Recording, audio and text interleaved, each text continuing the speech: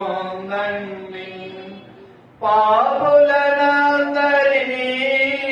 తన దాపున చేర్చుటకై ప్రాణము దానముగా తన ప్రాణమునిచ్చెనుగా.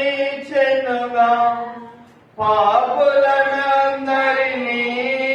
తన దాపున చేర్చుటకై ప్రాణము దానముగా తన ప్రాణమునిచ్చెనుగా.